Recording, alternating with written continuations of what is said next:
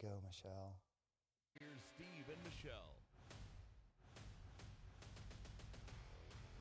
Welcome. Oh, I was a little late on that cue, wasn't I? We are your hosts, Michelle Lewis and Steve. Where are we? Who are we? I have no idea what's going on, but welcome to the show, everybody. We're just winging it today. This is episode 110, but I still feel like we just make it up as we go, Michelle. I think today has been a comedy of errors. It with really everything has. in the studio that could go wrong kind of has gone wrong. And we're trying out some new technology, and I'm trying to play with that. And I'm a real estate broker, not an audio engineer.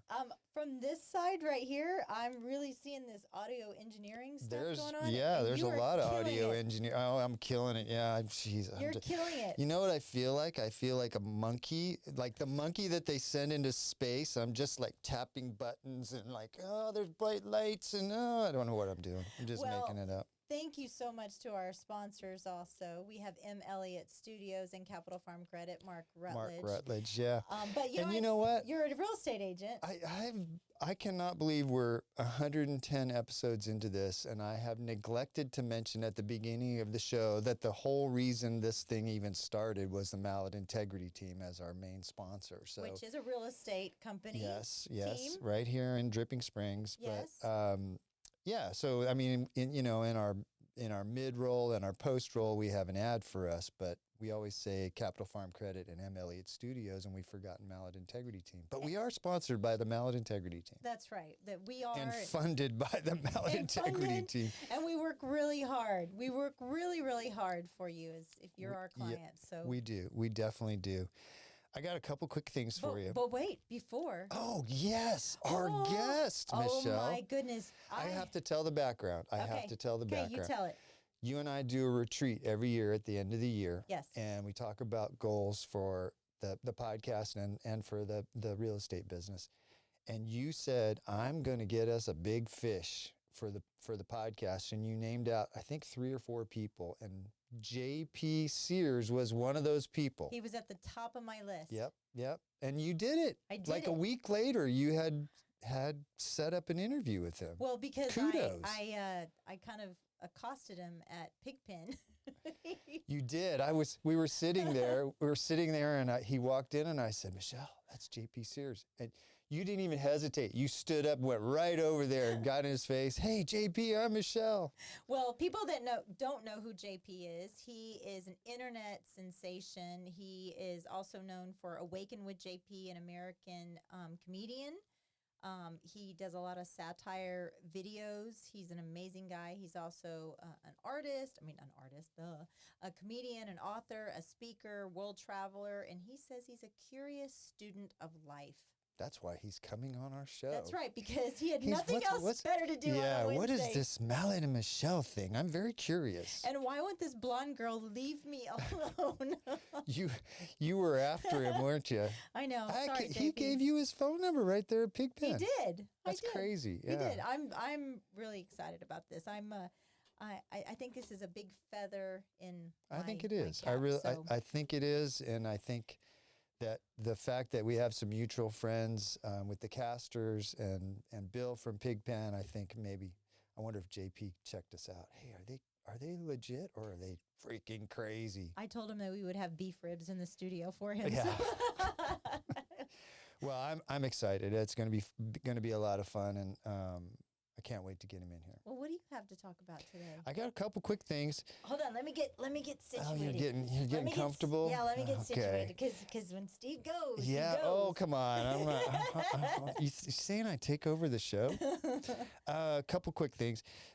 The Jacob's Well is flowing again. I saw that. Thank goodness with all the rain. Yeah. So I don't know if everybody remembers, but like 2 years ago, everybody was saying, oh, gloom and doom. The wells have stopped. Jacob Well has stopped flowing and Texas will never be the same. This happens all the time. It's like, come on, people. And we got like 4 inches of rain and there it goes. It's flowing again. Yep. I don't know. I've been trying to see what Lake Travis is doing, but I'm sure it's well filled up compared to what it was. I'm We sure it's have- not full, but Well, we have a property that has a creek, and boy, that thing was pretty full. yeah, Also. yeah. Wow. Yeah, like somebody asked me, "Can you go swimming?" I said, "Yeah, you can go swimming. I probably wait till it settles a little bit, but You know what else?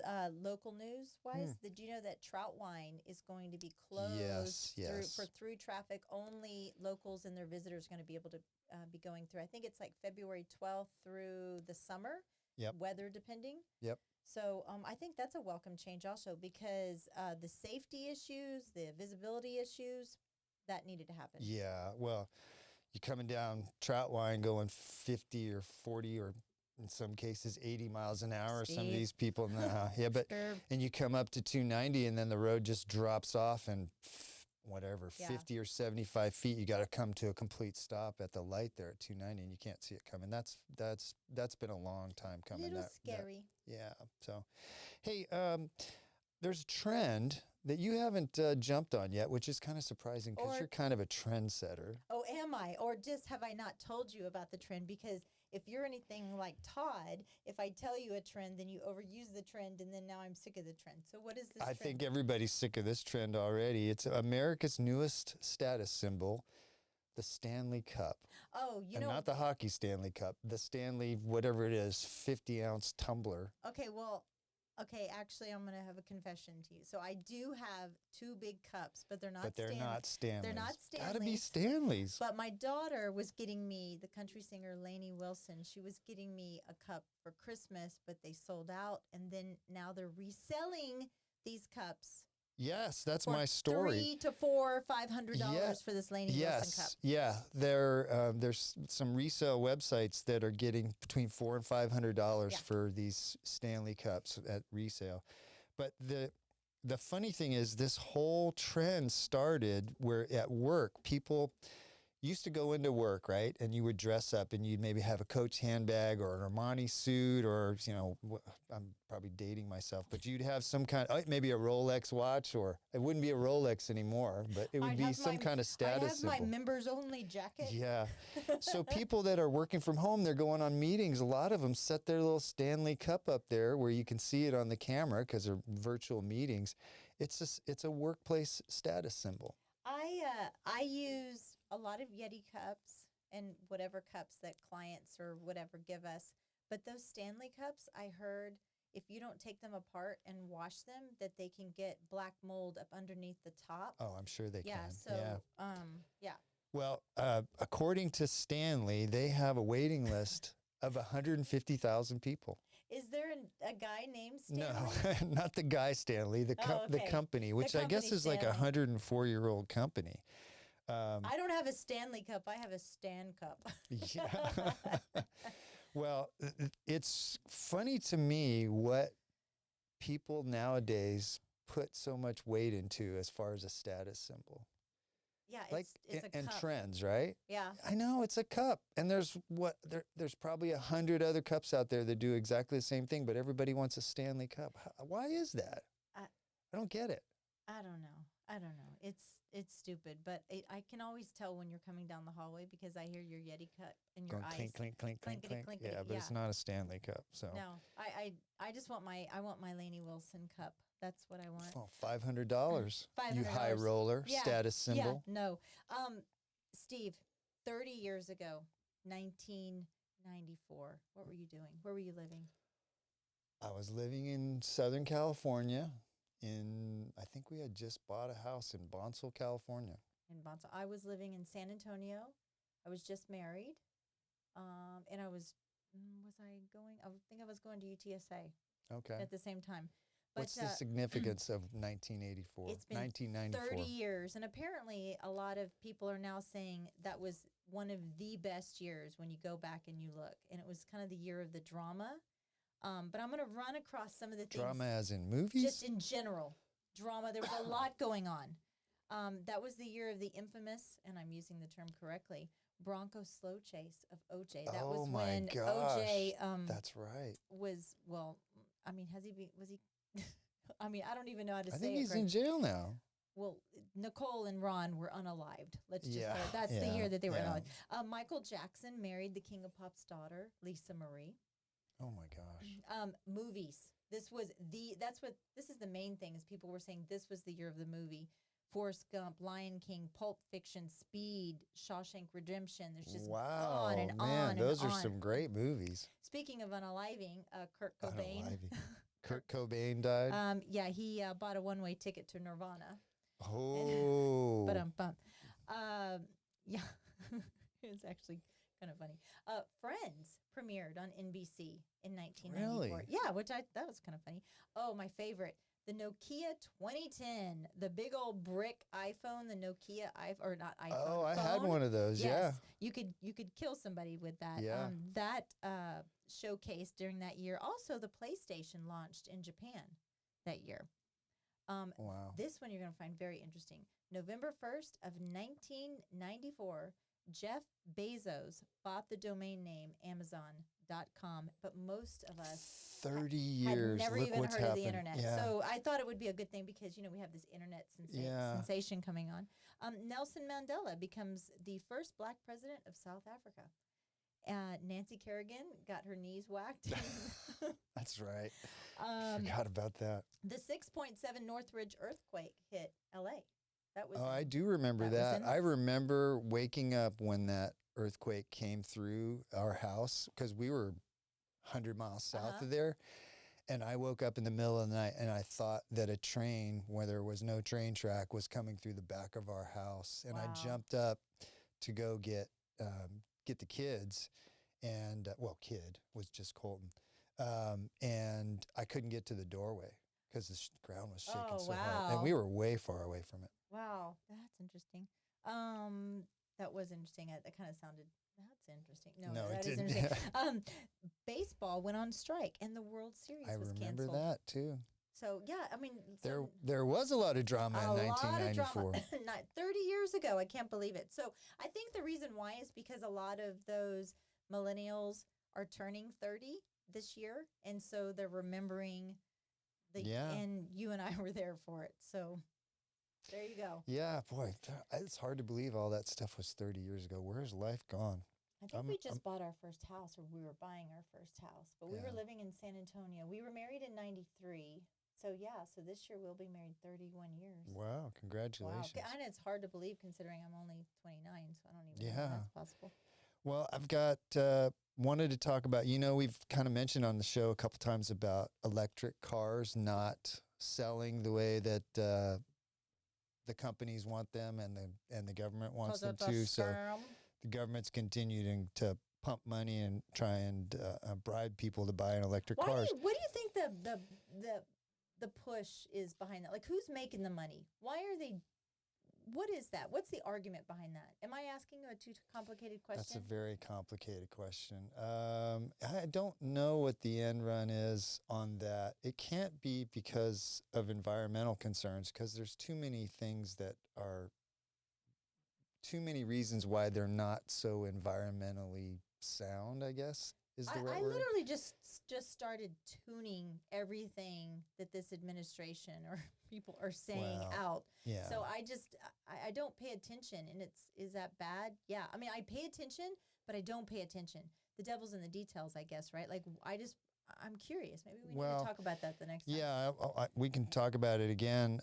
They're not selling, that Lightning. There was a bunch of people bought those. Now Ford's shutting down the factories. I just read a story the other day that because of the weight of electric cars, people don't expect this, but in some of those models, the real heavy ones, you only get 8,000 or 10,000 miles on a set of tires. Well, on the freeze? On the tires? On the tires. So, instead of 40,000 miles from a gas car, where you're replacing them maybe 3 or 4 times through the life of the car, with a heavy electric car like that new Hummer, you could replace those tires 10 times over the life of that car. It seems like, are they just That's not trying very environmentally sound. Are they just trying to bankrupt the middle class? Is that what's going on? Oh, boy. Just, Maybe JP knows the answer to that, Michelle. Well, part of the reason is that electric vehicles are not selling is because of the cost. The average gas-powered car is still in the $40,000 to $50,000 range, and the average electric car is like $20,000 more than that, even after you take out the federal rebates that they're bribing people with. So Tesla is coming out in 2025 with a new car that's $25,000. It will be one of the cheapest electric vehicles. It's going to on the be the market. Yugo of Tesla. Do you Probably. remember Yugo? I imagine it'll actually be. Yeah, I do remember Yugo. I think it'll probably actually not be. It'll probably be a pretty quality car. It won't have all the bells and whistles and maybe not the styling of the other cars. But I've seen one of those Tesla trucks drive down 290. Those are the absolute ugliest. I full on expect Mad Max or Tina Turner to be standing up at the top of it, like holding something you know and what? driving down. Those cars are going to be in 2 years. I would say everybody driving one of those, people will laugh at them. I'm laughing at you now. Yeah. If you were driving one of those. I was talking to Chuck the other day, and he said, "You need to get yourself one of those Cybertrucks." And I said, "Those things are clown cars, Chuck. They are. No, that's there's nothing attractive about those Can whatsoever." you imagine the Home Depot guys? You know, you I bought know. you're trying to A fake you truck? have to buy a door because you punched a hole in your door because you're so ticked off because everybody's making fun of your truck, and so now you got to stick this door in the back of your truck. Yeah. And it's like it's not. Where do you tie it down? Apparently, it's not a very good truck either. So it's I don't even know why they called it a truck. Like I don't get. Anyway, those are going to sell pretty well for a short period of time, and then people are going to just, nobody's going to buy them anymore. Remember Hummer did that. Remember for a while they were really hot and everybody wanted them, and after a while, everybody was like, "Oh, you have a Hummer? Yeah, you must have issues at home or something." There was other things I said too. Yeah. So Tesla is not the best-selling electric car in the world. It's actually a Chinese company called BYD, which they're not sold here in the States. But to compete with BYD, which makes cheaper electric cars, Tesla's going to come out with this $25,000 car, and the code name for it in the factory, this won't be what it's called in real life, is Redwood. So when they're talking about it amongst the engineers, it's this code Redwood. But I thought it'd be kind of fun to ask our listeners, what should it be called when it actually comes out, the $25,000 Tesla? Do you have any suggestions? Model Wii. Wee. I don't know. What do you have? Yeah, well, you just threw this on me. I have to use my creative juices, but Model Wii. That's not one of them. I would call it Wee Wee. Model Wee Wee. That's maybe I would go towards that. I don't know. Message us, email us, mallettandmichelle@gmail.com. Maybe we can do a $25 gift card to Pigpen Barbecue for the person that has the best name, and we'll read them online. And then we'll get Elon Musk on here and defend his Model Yes, Wii. yeah, put him on your list. Model Wii. So, Steve, the other day we were talking about cancel culture because we have JP Sears coming on, and he is all about like anti-woke, no BS kind of stuff. I really love his take on things where he takes what the mainstream media is trying to pass off as gospel, and he breaks it down for you. And, is cancel culture going away? Do you think it is? Or I don't think it's going away. I think it's evolving. Most of these terrible things for our society never go away. They get repackaged or repurposed or renamed. They'll call it something else. And we were talking about how cancel culture should just be accountability, like being held accountable for your actions. And if somebody 20 years ago said or did something, granted that it wasn't illegal, right? If it were just words. And when you know better, you do better, and you grow and you learn and your ideas evolve, and hopefully that's what happens. And your ideas change. If you hold yourself accountable to what you said 20 years ago versus what you believe now, I think that's human nature, right? But I don't think a lot of people feel that way. We were talking about celebrities that have been canceled, like Matt Rife. The difference is that with the cancel culture, they're not trying to. They're looking for reasons to hurt somebody. Well, so I think cancel culture is like the Stanley Cup. It is. It's the In du what jour. way? It's the thing of the day. It's what they're going to do. And so maybe the cancel culture is just a great big old Stanley Cup. Well, there you go. They repackaged it as a Stanley Cup. Yeah. It kind of goes. We're going to run out of time, but my story was the next big thing that's happening. Are people are starting to get away from their phones, and you and I have talked a lot about social media. People think that they have opinions, and they go on social media, and those opinions either affirm their beliefs or there's an opposing view. But your opinions are being formed by what you see on social media. You don't have an opinion and then you see something. They're actually forming what people think, and I think it's a slippery slope and it's dangerous. Do you think for people that are followers, not leaders, or do you think that just by design? I think even very smart people that are leaders can fall into this trap. But what some young people are doing, and I'll kind of breeze through this, but there's a lot of young people now actually getting rid of their smartphones and getting sort of, I'm using air quotes, dumb phones like an old Nokia that you can only call and text on, because they're spending so much time. It's a burner phone. Well, it could be a burner phone. Yeah, a burner phone. The average person spends 4.8 hours a day on their phone. Yeah, I think I spend more sometimes. To me, that's insane. That's just, I mean, I get it, you're checking the weather or something, but if even half of that is on social media, what a waste of our lives. If you think, okay, if I take 2 hours a day and I focus it on something, you want to be an airline pilot or a concert violinist or, a nurse or something. None of those are in my top 20. But you get my point. Yeah. 2 hours a day, if you focus on that, you would be, in a couple of years, you would be a master at whatever you did. And instead, we're wasting it on social media in a place where our opinions are not, we're not learning about things. We are being impressed upon. Unless you're watching everything on YouTube like we do now. Like we watch everything. I do that. I've learned a lot on YouTube, but what I typically watch are the videos that are informational. Like this whole setup that we have here in the studio, I learned from listening or watching YouTube videos. But let's be honest, everything now is internet based. And so when was the last time that you picked up a phone book and looked something up versus grabbing your phone and just... Well, you could still do it on your laptop. Do they even... That's still the internet. Yeah, You're but it's not... I think it's different because, like, when you're on your laptop, you tend to be... I tend to be more productive when I'm on my laptop versus my phone. I get sucked into my phone. And right before the show, it happened to you. You were posting for last week's episode that we had with Jennifer from Red Arena, and you opened up Facebook to make sure that the video had posted, and there was a video popped up, and you started watching it, and we both caught ourselves like, wait a minute, that's a squirrel. Yeah. And it just took our attention. I'm not as in front of my laptop as I am my phone. My phone is just more accessible because my laptop kind of just stays here.